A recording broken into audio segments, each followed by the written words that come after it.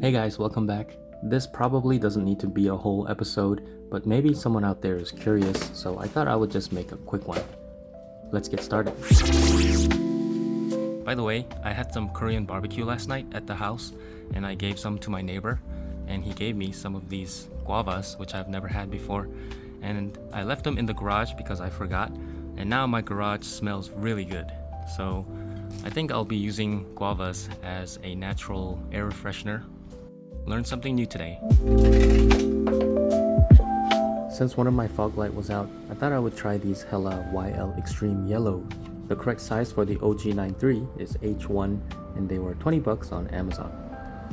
By the way, always put your car on jack stands if you're going under the car. I'm not going under it this time, I just need to see better, so that's why I'm not using jack stands. Removing the bulb is super easy. First, disconnect the wire harness and then twist the bulb counterclockwise to remove it.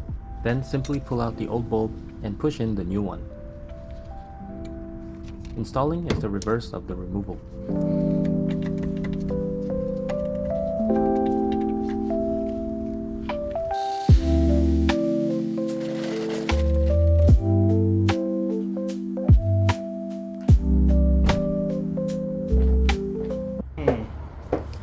So on the left is the OEM, on the right is the Hella. And as you can see, I think the Hellas are brighter, definitely, but they're not that much yellower. And compared to the low beams, the Hellas are almost the same temperature color.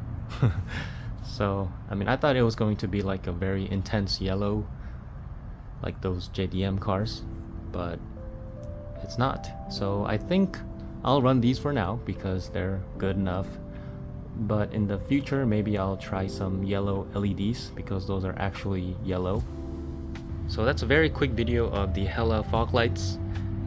Like I said in the beginning, it's probably not worth making a video for, but I thought someone would need this information.